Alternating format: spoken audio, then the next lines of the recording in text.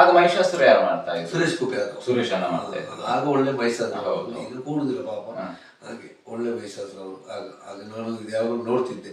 ನನ್ನ ಸೀನಪ್ರಾಯಿಗಳು ನಾನು ಮಲಗಿದ್ರೆ ಬಂದು ನೀರು ಹಾಕೋದು, ಹೋಗು ಆಟ ನೋಡಂತ. ಅದೇ ಅವರು ಹೇಳ್ತಿದ್ರು, ನಾನು ಅದನ್ನು ದೂರದಲ್ಲಿ ಕೇಳ್ತಿದ್ದೆ, ಎಲ್ಲಿಯಾದರೂ ಉದ್ಧಾರ ಆದ್ರೆ ಇವ ಒಬ್ಬ ಮಾತ್ರ ಅಂತ. ಯಕ್ಷಗಾನದಲ್ಲಿ ಒಂದು ಇವನಿಗೆ ಎದುರುಂಟಂತ. ಹಾಗೆಯೇ ಯಕ್ಷಗಾನದಲ್ಲಿ ನನಗೆ ಒಂದೊಂದು ವೇಷಗಳ ಬದಲಾವಣೆ ಹಾಗೆ ಹಾಗಾಗಿ ನಾನು ಮುಂದೆ ಹೋದೆ. ಹಾಗೆ ಬಣ್ಣದ ವೇಷದಲ್ಲಿ ನಿಶುಂಭ ಮಾಡಿದ್ರಿ, ರಾಜೆಗೆ ಶುಂಭ ಮಾಡ್ತಾ ಇದ್ರಿ. ಅದ ನಂತರ ಒಂದು ಈಗ 4ನೇ ಮೇಳದಲ್ಲಿ ಎಷ್ಟು ವರ್ಷ ತಿರುಗಾಟ ಮಾಡಿದ್ರಿ? 4ನೇ ಮೇಳದಲ್ಲಿ 5 ವರ್ಷ ತಿರುಗಾಟ ಮಾಡಿದೆ. 5 ವರ್ಷದಲ್ಲಿ ನಾನು ಮೈಸಾಸುರ ಮಾಡಿದ್ದೀವಿ. ಅಂದ್ರೆ ಕುಪ್ಪೆವಾದು ಮದುಗೈಟ್ರು ಮಾಡಿದ್ದೇನೆ, ಇದನ್ನು ಮಾಡಿದ್ದೇನೆ. ಅದರಲ್ಲಿ ಕಿರೀಟ ವೇಷ ಕೂಡ ಕಿರೀಟ ವೇಷಗಳು ತುಂಬಾ ಮಾಡಿದೆ. ಕಿರೀಟ ವೇಷಗಳನ್ನೇ ಮಾಡ್ತಿದ್ದೆ, ತುಂಬಾ ಕಿರೀಟ ವೇಷಗಳು ಮಾಡ್ತಿದ್ದೆ. ಹಾಗೆ ಮತ್ತೆ ಮೈಸಾಸುರ ಮಾಡ್ಲಿಕ್ಕೆ ಒಂದು ಕಾರಣ ಉಂಟು. ಸುರೇಶ ನನಗೆ ಇಂಥದ್ದು ಒಂದು ಸೌಖ್ಯ ಇಲ್ಲದಾಗೆ ಆಯಿತು. ಇಲ್ಲಿ ನಮ್ಮ ಮೂಡಿದ್ರೆ ಹತ್ರ, ಸಿರ್ತಾಡಿ ಹತ್ರ ಸಣ್ಣ ಮೈಸಾಸುರ ಮಾಡಲಿಕ್ಕೆ ಯಾರಿಲ್ಲ ಅಂತ ಹೇಳಿದಕ್ಕೆ ಸೀನಪ್ರೈಗಳ ಹತ್ರ ಮಾಡಿದ್ದೆ. ಸೀನಪ್ರೈಗಳು ಬಿಟ್ಟು ಕೊಟ್ಟ ವೇಷ ನನಗೆ ಮಹಿಷಾಸುರ. ಸೀನಪ್ರೈಗಳನ್ನು ಮರೆಯದಿರಲಿಕ್ಕೆ ಸಾಧ್ಯ ಇಲ್ಲ. ಯಾಕಂದ್ರೆ ನೀನು ಮಾಡು ಅಂತ ನನಗೆ ಅಂತ ಹೇಳಿದಕ್ಕೆ, ಇಲ್ಲ ನಾನಿದ್ದೇನೆ ನೀನು ಮಾಡು ಅಂತ. ಮತ್ತೆ ಮತ್ತೊಬ್ಬರನ್ನು ನಾನು ನೆನೆಸಿಕೊಳ್ಬೇಕು, ಕಾವು ಗಿರೀಶನ್ನ. ಅವರು ನನಗೆ ಈ ಮೈಸಾಸುರನ ಅರ್ಥವನ್ನೆಲ್ಲ ಬರೆದು ಕೊಟ್ಟ ವ್ಯಕ್ತಿ. ಅವರು ಇಲ್ಲ ಪಾಪ, ಒಳ್ಳೆ ಮನುಷ್ಯ. ಹಾಗೆ ಅವರು ನನಗೆ ತುಂಬಾ ಉಪಕಾರ ಮಾಡಿದ್ದಾರೆ, ಅರ್ಥದಲ್ಲಿ ಎಲ್ಲ ಬರೆದು ಕೊಟ್ಟ. ಅವರದೇ ಮಾಲಿನಿ, ಅವರ ಮಾಲಿನಿ, ತೋಡಿಕಾಣದವರ ದೇವಿ, ನಾವಿದ್ದೇವೆ ನೀನು ಮೈಸಾಸುರ ಮಾಡಂತ. ಹಾಗೆ ಆಗಿನ ಸಂದರ್ಭ 4ನೇ ಮೇಳ ಒಂದು ಗಜಮೇಳ ಅಂತ ಗಟ್ಟಿತ್ತು. ಸೀನಪ್ರಾಯಿಗಳು ಆಗ ಒಂದು ಅವರ ವೇಷವನ್ನು ನಾನು ಎಷ್ಟು ನಿದ್ರೆಯಲ್ಲಿದ್ರು ಕೂಡ ಸೀನಪ್ರಾಯಿಗಳ ವೇಷ ನೋಡ್ತೇನೆ. ನನಗೆ ಭಾರಿ ಅತ್ಯಂತ ಪ್ರೀತಿ ವೇಷ ಅದು. ಅವರಾಗಿ ಯಾರು ಇನ್ನೂ ವ್ಯಕ್ತ ಮಾಡ್ತಾರೆ ಮಾಡೋದಿಲ್ಲ ಅಂತ. ಸೀನಪ್ರಾಯಿಗಳು ಬೇರೆ ಪರಂಪರೆಯ ಸೀನಪ್ರಾಯಿಗಳ ಒಂದು ಹಿರಣ್ಯಾಕ್ಷ, ಮತ್ತೆ ಅವರ ರಕ್ತಬೀಜ, ಮತ್ತೆ ಶಿಶುಪಾಲ, ಅರ್ಜುನ, ಇದನ್ನು ನೋಡ್ಬೇಕು. ಈಗ ಕಟೀಲು ಮೇಳದಲ್ಲಿ ಹೀಗೆ 5 ವರ್ಷ ತಿರುಗಾಟ ಮಾಡಿದ್ದೀನಿ 4ನೇ ಮೇಳದಲ್ಲಿ. ಅಲ್ಲಿಂದ ಮುಂದೆ ಹೇಗೆ ಮುಂದಕ್ಕೆ? ಅಲ್ಲಿ ನಾನು ಮೈಸಾಸುರ ಮಾಡ್ತೇನೆ ಅಂತ ಗೊತ್ತಾಗಿ ಮುಂದಿನ ಯಜಮಾನರು ನಮ್ಮ ವಿಠಲ್ ಶೆಟ್ರು ಕಟೀಲು ಮೇಳದಲ್ಲಿ, ಅವರು ಈ ಗಂಗಾಯ ಶೆಟ್ರಿಗೆ ಹಾರ್ಟ್ ಅಟ್ಯಾಕ್ ಆಗಿದೆ ಆಗ. ಮತ್ತೆ ಅಲ್ಲಿ ಜಗದಾಬಿಯವರ ತಂದೆ ತೀರಿದ್ರು. ಜಗದಾಬಿ ಇಲ್ಲ. 3ನೇ ಸೆಟ್ಟಲ್ಲಿ ಮೈಸಾಸುರ ಮಾಡ್ಲಿಕ್ಕೆ ಯಾರಿಲ್ಲ. 1ನೇ ಸೆಟ್ಟಿಂದ ನಗರಿಯನ್ನು ಕರ್ಕೊಂಡು ಹೋಗಿ ಇಲ್ಲಿ ಮೈಸಾಸುರ ಮಾಡಿದ್ರು. ಹಾಗೆ ಅಂತಂದ್ರೆ ಮೈಸಾಸುರ ಮಾಡಲಿಕ್ಕೆ ಜನ ಇಲ್ಲ ಅಂತ ಆಯ್ತು. ಅದಕ್ಕೆ ನನ್ನನ್ನು ಕರ್ಕೊಂಡು ಹೋದ್ರು. ಒಂದು ಆಟದಿಂದ, ನಮ್ಮ ಮನೆಯಲ್ಲಿ ಆಟದಲ್ಲಿ, ಮಟ್ಟಿ ಮನೆಯಲ್ಲಿ ಆಟದಲ್ಲಿ ಅಲ್ಲಿಂದ ಕರ್ಕೊಂಡು ಹೋದ್ರು. ಅಲ್ಲ, ಮಟ್ಟಿ ಮನೆಯಲ್ಲಿ ಅಂತ ಅಲ್ಲಿಂದ ಕರ್ಕೊಂಡು ಹೋದ್ರು. ಕರ್ಕೊಂಡು ಹೋಗಿ ನನ್ನನ್ನು, ನೀವು ಮೈಸಾಸುರ ಮಾಡ್ಬೇಕಾದ್ರೆ 3ನೇ ಸೆಟ್ ಬರುದಿಲ್ಲ ಅಂತ ಹೇಳಿದೆ. ನನಗೆ 3ನೇ ಸೆಟ್ ಅಂದ್ರೆ ಹೆದರಿಕೆ, ಶಾಸ್ತ್ರಿ ಭಾಗವತ. ನಾನು ಬರುದಿಲ್ಲ ಅಂತ. ಅಂದ್ರೆ ಇದ್ರಲ್ಲಿ ಇದ್ದುಂಟಲ್ಲ, ಅದು ನಮ್ಮ ಮನೆಯಾಗೆ ಆಗಿತ್ತು 4ನೇ ಸೆಟ್. ಈಗ 4ನೇ ಸೆಟ್ ಮೇಲೆ ಭಯಂಕರ ನನಗೆ ಪ್ರೀತಿ. ಹಾಗೆ ನಾನು ಅದಕ್ಕೆ ಬರುದಿಲ್ಲ ಅಂತ ಹೇಳಿದಕ್ಕೆ, ಇಲ್ಲ ಬರ್ಬೇಕು, ಏನು ತೊಂದರೆ ಇಲ್ಲ, ಮೈಸಾಸುರ ಮಾಡು, 4 ದಿವಸ ಮತ್ತೆ ನೋಡು ಅಂತ ಹೇಳಿದ್ರು. ಗಂಗಾಯ ಸೆಟ್ರು ಇದ್ರ, ನಾನಿದ್ದೇನೆ, ನೀನು ಹೆದರಬೇಡ ಅಂತ. ಆಯ್ತು ನಾನಿದ್ದೇನೆ, ನನಗೆ ಹೇಳ್ಕೊಂಡಿದ್ದೆ, ನಾನಿದ್ದೇನೆ, ತೊಂದರೆ ಇಲ್ಲ, ನೀನು ಮಾಡು ಅಂತ ಹೇಳಿದ್ರು. ಆಗ ನಾನು ಚಿಕ್ಕವಳಲ್ವ, ಆಗ ದೊಡ್ಡ ವಯಸ್ಸಾಗಲಿಲ್ಲ ನನಗೆ. ಅಷ್ಟು ಧೈರ್ಯ ಉಂಟು. ವೇಷ ಯಾವ್ದು ಕೊಟ್ಟು ಮಾಡ್ತೇನೆ, ಎಂತ ವೇಷ ಕೊಟ್ಟರು ನನಗೆ ಅದು. ನಾನು ಈಗ ವೇಷ ನೋಡುದು, ನನಗೆ ಆ ವೇಷವನ್ನು ಮಾಡ್ಬೇಕು ಅಂತ ಒಂದು ಚಟ ಅಲ್ಲ ಅದು, ಆಟ ಆಗಲ್ಲ, ಹೀಗೆ ಮಾಡ್ಬೇಕು ಅಂತ. ಮೈಸಾಸುರ ಸುರೇಶನ್ನು ಮಾಡೋಕೆ ಆಗಲ್ಲ, ಇದನ್ನು ಹೀಗೆ ಮಾಡ್ಬೇಕು, ಅದಕ್ಕೆ ಸ್ವಲ್ಪ ರೂಪ ಕೊಡ್ಬೇಕು, ಹಾಗೆಲ್ಲ ಹೀಗೆ ಮಾಡ್ಬೇಕು ಅಂತ ಒಂದು ನನ್ನಲ್ಲಿ ಭವಿಷ್ಯ ಬರುದು. ಹಾಗೆ ಇದು ಮೈಸಾಸುರ ಮಾಡಿದೆ. ಶಾಸ್ತ್ರಿಗಳಿಗೆ ಖುಷಿ ಆಯ್ತು ಮೈಸಾಸುರ ನೋಡಿ. ಅದನ್ನು ತಿದ್ದಿಲ್ಲ. ನಾನು ಮೈಸಾಸುರ ನನಗೆ ಏನಂತ ಗೊತ್ತಿಲ್ಲ, ರಜೆಗೆ ಮಾಡ್ತಾರೆ. ನಾನು ನೋಡಿದ್ದು ಮೈಸಾಸುರ ಅಲ್ವಾ, ರಜೆಗೆ ಮಾಡಿದಲ್ಲ. ನಾನು ಒಟ್ಟಿಗೆ ಒಂದು ಹೋಗ್ತಿದ್ದೆ, ಬಣ್ಣದ ನಡೆಗಳಲ್ಲೇ ಗೊತ್ತಿತ್ತು ನನಗೆ. ಹಾಗೆ ಅದೇ ರೂಟಲ್ಲಿ ಹೋಗ್ತಿದ್ದೆ ಅಷ್ಟೇ. ಮತ್ತೆ ಮರುದಿವಸ ಶಾಸ್ತ್ರಿ ಭಾಗವತರು ಕರೆದ್ರು, ಸ್ವಲ್ಪ ಹಾಗೆಲ್ಲ ಹೀಗಂತ ಮಾಡು ಅಂತ ಹೇಳಿದ್ರು. ಹಾಗೆ ಆಯ್ತು ಅಂತ ಮಾಡಿದೆ. ಅದವರು ಹೇಳಿದ ಒಂದು ಪಾಠ ಅದು ನೆನಪಿನಲ್ಲಿ ಮಾಡ್ತಿದ್ದೆ. ಹಾಗೆ ಇವು ಕೇಳ್ತಾನಂತೆ ಗೊತ್ತಾಯ್ತು ಅವರಿಗೆ. ಸ್ವಲ್ಪ ತಿದ್ಲಿಕ್ಕೆ ಪ್ರಾರಂಭ ಮಾಡಿದ್ರು. ಮತ್ತೊಂದು 10 ದಿವಸ ಕಳೆಯಿತು. ನಗರಿಯವರು ಕೂಡ ಇದ್ರು. ನಗರಿಯವರು ಮದುವೆಟ್ರು ಮಾಡ್ತಿದ್ರು. ಅದಕ್ಕೆ ನಗರಿಯವರನ್ನು ಕಳಿಸಿದ್ರು 1ನೇ ಸೆಟ್ಟಿಗೆ. ಆಮೇಲೆ ನಾನು ಕೂಡ ಹೋಗ್ತೇನೆ ಅಂತ ಹೇಳಿದೆ. ಇನ್ನು ನಾನು ಹೋಗ್ತೇನೆ ಅಂತ. ಅದಕ್ಕೆ ಗಂಗಾಧರ ನೆಗಾಡಿದ್ರು, ಇದು ನೀನು ಎಲ್ಲಿಗೆ ಹೋಗುದು, ಇನ್ನು ಹೋಗ್ಲಿಕ್ಕೆ ಇಲ್ಲ, ನನಗೆ ಆಗ್ಲಿಕ್ಕೆ ಇಲ್ಲ ಅಂತ ಹೇಳಿದೆ. ಅಲ್ಲ ಅವರ ಮಹಿಷಾಸುರ ಅಂದ್ರೆ ಎಲ್ಲರೂ ಆಸೆ ಪಡ್ತಾರೆ, ನೀನು ಯಾಕೆ? ನನಗೆ ಹಾಗೆಲ್ಲ ಇಲ್ಲ, ನನಗೆ ಒಮ್ಮೆ ಮಾಡ್ಬೇಕಂತ ಮಾತಾಡದೆ, ನನಗೆ ಅದನ್ನೇ ಮಾಡ್ಬೇಕಂತ ಚಟ ಇಲ್ಲ ಅಂತ ಹೇಳಿದ್ರೆ, ನನಗೆ ಚಟ ಇಲ್ಲ ಯಾವ ವಿಷಯ, ಆದ್ರೆ ಒಮ್ಮೆ ಮಾಡಿ ನೋಡುವ. ಪರ್ಮನೆಂಟ್ ಬರ್ತದೆ ಅಂತ ನಿರೀಕ್ಷೆ ಕೂಡ ಇರ್ಲಿಲ್ಲ. ಅಲ್ಲ ಅದು ಸರಿ ಸತ್ಯ. ಯಾಕಂದ್ರೆ ನಾನು ಏನು ಅದು ವೇಷದವನಲ್ಲ, ಅಷ್ಟು ಮಟ್ಟದಲ್ಲಿ ನನಗೆ ಆಯ್ತು. ಅದಕ್ಕೆ ಇಲ್ಲ ನೀನು ನಿಲ್ಬೇಕು, ಈ ವರ್ಷ ನೀನು ನಿಲ್ಬೇಕಂತ ಯಜಮಾನರು ಹೇಳಿದ್ರು. ನನಗೆ ಹೆದರಿಕೆ ಆಯ್ತು. ಈ ಭಾಗವತರು ಬೊಬ್ಬೆ ಹಾಕೋದವ್ರು ಜೋರು ಮಾಡುದು ಕೆಲವರಿಗೆ, ಅದನ್ನ ನೋಡಿ ನನಗೆ ಹೆದರಿಕೆ ಆಯ್ತು. ಇನ್ನು ಸಾಹಸಿ ಭಾಗವತರಿಗೆ ಸಾಧ್ಯ ಇಲ್ಲ, ಹಾಗೆ ತೊಂದರೆ ಇಲ್ಲ ಅಂತ ಅಲ್ಲಿಂದ ಅವರು ದಿನಾಲು ನನ್ನನ್ನು ಕರೆದು ಶಾಸ್ತ್ರಿ ಭಾಗವತರು ಒಂದು ಗುರುವಿನಾಗಿ ಎಲ್ಲ ತಿದ್ದುಪಾಡು ಮಾಡಿದ್ರು. ಮೂರನೇ ಮೇಳದಲ್ಲಿ ಶಾಸ್ತ್ರಿ ಭಾಗವತರು ನಿಮ್ಮನ್ನ ತಿದ್ದುದಕ್ಕೆ ಪ್ರಯತ್ನ ಪಟ್ಟರು. ಆ ನಂತರ ಏನು? ಆಮೇಲೆ ನನಗೆ ಮೈಸಾಸುರ ದೇಮತ್ ಮೇಲೆ ಮೈಸಾಸುರ, ಬಾಕಿ ವಿಷಯದಲ್ಲಿ ರಾಮ ಕುಲಾಲ್ ಅಂತ ಇತ್ತು ಬಣ್ಣದ ವಿಷಯಕ್ಕೆ, ಮತ್ತೆ ಬಿಜಾರ್ ಬಾಲಕೃಷ್ಣ ನಿಶುಂಭ ಮಾಡ್ಲಿಕ್ಕೆ. ಹಾಗೆ ಅವರು ಮಾಡ್ತಾರೆ. ಮತ್ತೆ ಬೇರೆಲ್ಲ ನನಗೆ ಕಿರೀಟ ವೇಷಗಳ ಇಚ್ಛೆ ಬರ್ತಿದ್ದು ನಾನು ಕಿರೀಟ ವೇಷ ಮಾಡ್ತಿದ್ದೆ, ಅವ್ರು ಬರ್ತಿದ್ರು. ವೇಷಗಳು ತುಂಬಾ ಮಾಡಿಸಿದ್ರು ನಾನು ಅಲ್ಲಿ ಶಾಸ್ತ್ರಿ ಭಾಗವತರು. ಅದು ಈಗಲೂ ನನಗೆ ಅವರೊಂದು ವಿಶ್ವವಿದ್ಯಾನಿಲಯದ ಅವರು ವಿಚಿತ್ರ ಅಂದ್ರೆ ರಂಗಸ್ಥಳದಲ್ಲಿ ಬೈತಾರೆ, ಜೋರು ಮಾಡ್ತಾರೆ. ಅದು ತೊಂದ್ರೆ ಇಲ್ಲ, ಅವ್ರು ಎಷ್ಟು ಜೋರು ಮಾಡಿದ್ರು ಕೂಡ ಶಾಸ್ತ್ರಿ ಭಾಗವತರು ನಮ್ಮ ಬದುಕಿಗೆ ಒಂದು ದಾರಿ ಮಾಡ್ತಾರೆ ಅಂತ ಗೊತ್ತಾಯ್ತು ನನಗೆ. ನಾನು ಅದನ್ನು ಮತ್ತೆ ನನಗೆ ಗೊತ್ತಿತ್ತು, ನನಗೆ ಒಮ್ಮೆ ಕೋಪ ಬರ್ತಿದ್ದು, ಇವರು ಏನು ರಂಗಸ್ಥಳದಲ್ಲಿ ಬೈತಾರೆ, ನಮಗೆ 10 ಮಂದಿ ಬೈತಾರೆ ಹಾಗೆ. ನಾನು ಒಮ್ಮೆ ಅವ್ರಿಗೆ ಜೋರು ಮಾಡಿದ್ದೇನೆ, ನೀವು ನನಗೆ ಎಷ್ಟು ಜೋರು ಮಾಡಿದ್ರು ಕೂಡ ನನ್ನ ದೂರ ಕರೆದು ಬೇಕಾದ್ರೆ ಬಡಿದ್ರು ತೊಂದರೆ ಇಲ್ಲ, ಹೇಳ್ತೇನೆ. ನೀವು 10 ಮಂದಿ ಮುಂದೆ ಬೊಬ್ಬೆ ಹಾಕ್ಬೇಡಿ, ನನಗೆ ಆಗೋದಿಲ್ಲ ಅಂತ. ನನಗೆ ಮನಸ್ಥಿತಿ ಕೇಳುವುದಿಲ್ಲ. ಅಂದ್ರೆ ನಾವು ವೇಷ ಮಾಡಿ ನಿದ್ರೆ ಆಯಾಸ ಇರ್ತದೆ, ಮತ್ತೆ ಅವ್ರಿಗೆ ಇರ್ತದ್ರು ಅವ್ರು ಮತ್ತೆ ಹಾಗೆ ಮಾಡಿದ್ರು ಮಾತ್ರ ಎಲ್ಲ ವೇಷಗಳನ್ನು ನಾನು ಕೇಳಿದ್ದನ್ನು ಎಲ್ಲ ಹೇಳಿಕೊಡ್ತಿದ್ರು. ಮತ್ತೆ ಅವರಿಗೆ ಚೌಕಿಯಲ್ಲಿ ಯಾರು ಮಲಗಲಿಕ್ಕೆ ಕೂಡ್ತದೆ ಅವರ ಕ್ರಮ ಆಗಿ ಆಟ ನೋಡ್ಬೇಕು. ಮತ್ತೆ ಮೂರನೇ ಸಟ್ಟಲ್ಲಿ ಅಷ್ಟು ಮೈಸೂರು ಅಷ್ಟು ಮಾಡಿದ್ದೇನೆ, ಹಾಗೇ ಮಾಡಿದ್ದೇನೆ. ಅಲ್ಲಿ ನನಗೆ ಹೆಸರು ಬಂತು ಅಂತ. ಮೈಸೂರು ಒಂದು ನಿಜವಾಗಿ ಕಟೀಲು ಮೇಳದಲ್ಲಿ ಹೆಸರು ಬಂದದ್ದು ಮೂರನೇ ಸಟ್ಟಲ್ಲಿ. ನವೇಶ ಮೆರ್ತದ್ದು ಶಾಸ್ತ್ರಿ ಅಲ್ಲಿವರೆಗೆ ಮಾಡಿಬಿಟ್ಟಿದ್ದಾರೆ. ಈಗ ಮೂರನೇ ಸೆಟ್ಟಿನ ನಂತರ ಏನಾಯ್ತು, ಹೇಗೆ? ಮೂರನೇ ಸೆಟ್ಟ ನಂತರ ನನಗೆ ಮತ್ತೆ ನಾನು ಮೇಲೊಮ್ಮೆ ಬಿಟ್ಟೆ. ನನಗೆ ಇವು ಜಾಸ್ತಿ ಆಯ್ತು. ಮತ್ತೆ ಅದರಲ್ಲಿ ನನಗೆ ಮನೆ ಸಮಸ್ಯೆಗಳು ಜಾಸ್ತಿ ಆಯ್ತು. ಆಗ ಒಮ್ಮೆ ಮೇಲೆ ಬಿಟ್ಟೆ, ಬಿಟ್ಟು ಏನ್ ಮಾಡಿದ್ರಿ? ಕಟೀಲ್ ಮೇಲೆ ಬಿಟ್ಟು ನಾನು ನೀನು ಮೇಲಕ್ಕೆ ಹೋಗುವುದಿಲ್ಲ, ಬೇಡ ನನಗೆ ಮೇಲಂತ ಹೇಳಿ ಮನೆಯಲ್ಲಿ ಕೂತೆ.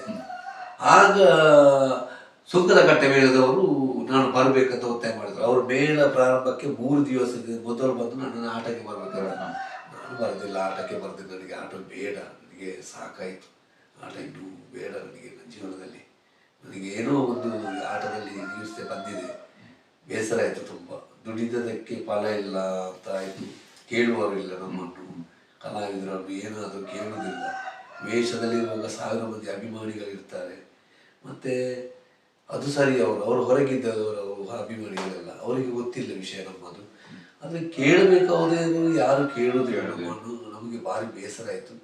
ಮತ್ತೆ ಇನ್ನು ಬದುಕಲಿಕ್ಕೆ ಕ್ಷಣದಲ್ಲಿ ಸ್ವಲ್ಪ ಕಷ್ಟ ಆಗ ಸಂಭಾವನೆ ಇಲ್ಲ. ನೀವು ಕಟೀಲು ಮಾಡಿದ್ರೆ ಎಷ್ಟು ವರ್ಷ ತಿರುಗಾಟ ಮಾಡಿ ಬಿಟ್ಟದ್ದು ಅಂತ ಹೇಳಿ? ನಾನೊಂದು 9 ವರ್ಷ, ಒಂದು 5 ಮತ್ತು ಇದು 4 ವರ್ಷ, 9 ವರ್ಷ ಮಾಡಿ ಒಮ್ಮೆ ಬಿಟ್ಟು ಮತ್ತೆ ಸುಂಕದ ಕಟ್ಟೆಗೆ ಹೋದೆ. ಸುಂಕದ ಕಟ್ಟೆಯಲ್ಲಿ ನನಗೆ ಸಮಾಧಾನ ಆಗಲಿಲ್ಲ. ಅದು 1 ವರ್ಷದ ತಿರುಗಾಟ ಮಾಡಿದೆ. 1 ವರ್ಷ. ಆಗ 1 ವರ್ಷದಲ್ಲಿ ತಿರುಗಾಟ ಮಾಡಿದಾಗ ಎಡನೀರು ಮೇಳ ಮಾಡ್ತಾರೆ ಅಂತ ಗೊತ್ತು. ಎಡನೀರು ಎಲ್ಲಿ ಅಂತ ನನಗೆ ಗೊತ್ತಿಲ್ಲ. ಈಗಿನ ಹನುಮಗಿರಿ ಮೇಳ. ಹೌದು, ಅಲ್ಲ, ಎಡನೀರು ಮೇಳ ಬೇರೆ, ಹನುಮಗಿರಿ ಬೇರೆ. ಆಗ ಎಡನೀರು ಮೇಳಕ್ಕೆ ನಾನು ಬರಬೇಕು ಅಂತ ಅವರು ಡ್ರೆಸ್ಸಿನ ಐತಪ್ಪನ ಡ್ರೆಸ್ ನಮ್ಮ ಬೇತಗುಂದಿದ ಅವರ ತಮ್ಮ, ನೀವು ಬರಬೇಕಂತೆ ಹೇಳಿ ಕಳಿಸಿದ ಅಂತ ಹೇಳಿದ್ರು. ಆಯ್ತು ಅಂತ ಹೇಳಿದ್ರು. ಎಲ್ಲಿ ಎಡನೀರು, ಎಲ್ಲಿ ಯಾವ ಜಾಗ ಅಂತ ಕೇಳಿದೆ. ನನಗೆ ಗೊತ್ತಿಲ್ಲ. ನಾನು ಅಷ್ಟು ಇದಿಲ್ಲ.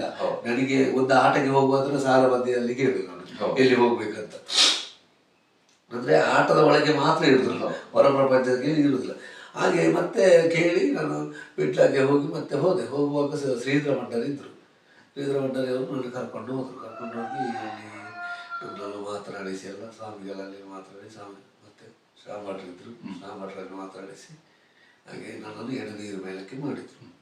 ಎಡನೀರು ಮೇಳದಲ್ಲಿ ಯಾವ ವಿಷಯಕ್ಕೆ? ಎಡನೀರು ಮೇಳಕ್ಕೆ ಬಣ್ಣದ ವಿಷಯ. ಬಣ್ಣದ ವಿಷಯ ಮೈಸೂರು ಎಲ್ಲ ಮಾಡ್ತಾರೆ. ಮಾಡ್ತಿದ್ದೆ. ಜಗದಾಭಿಯವರಿದ್ದು ಜಗದಾಭಿಯವರು ಬರೋದು ಕಡಿಮೆ ಆದರೂ ನಾನೇ ಅಲ್ಲಿ ಪರ್ಮನೆಂಟ್ ಆಗಿದ್ದೆ.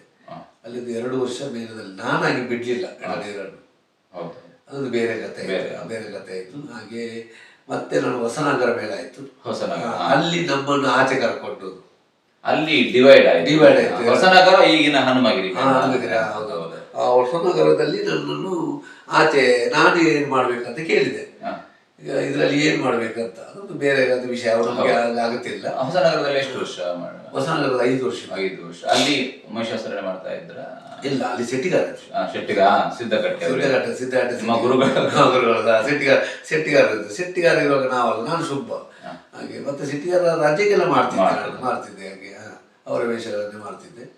ಹಾಗೆ ನನಗೆ ಮತ್ತು ಶೆಟ್ಟಿಗಾರ ಮಾತ್ರ ಒಂದು ಜೊತೆ ವೇಷಗಳು ತುಂಬಾ ಆಗಿದೆ, ತುಂಬಾ ಆಗಿದೆ. ಅದು ಇದು ನಮ್ಮ ದುಶ್ಯಾಸನ ವಧೆಯಲ್ಲಿ ಅವರದ್ದು ರುದ್ರಾಭಿಮಾನನು ದುಶ್ಯಾಸನ, ಗಜೇಂದ್ರ ಮೋಕ್ಷದಲ್ಲಿ ಅವ್ರದ್ದು ಗಜೇಂದ್ರನಂದು ಮಕರ, ಹಾಗೆ ವೃಷಭೃಗ ನಂದು ಅವ್ರದ್ದು ಭೀಮ, ಹೀಗೆ ಮೈದರಿ ಯುದ್ಧರು ಭೀಮ ನೋಡಿ ಗಟ್ಟಿ ಇಬ್ಬರದ್ದು.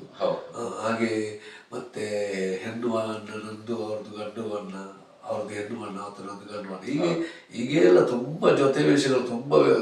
ಅವರೊಟ್ಟಿಗೆ ವೇಷ ಹೋಗ್ಲಿಕ್ಕೆ ಬಾರಿ ನಾವು ಒಟ್ಟಿಗೆ ವೇಷ ಮುಗಿಸಿ ಒಟ್ಟಿಗೆ ಮನೆಗೆ ಬರ್ತಿದ್ದೇವೆ. ಹಾಗೆ ಇತ್ತೀಚೆಗೆ ನಮ್ಮನ್ನ ಅಗಲಿದ್ರು, ಬೇಸರ, ಆರೋಗ್ಯ ಸಮಸ್ಯೆ. ಅವರು ಬಾರಿ ಸಣ್ಣ ವಯಸ್ಸಿನಲ್ಲಿ ಹೋದ್ರು ಅಂತ.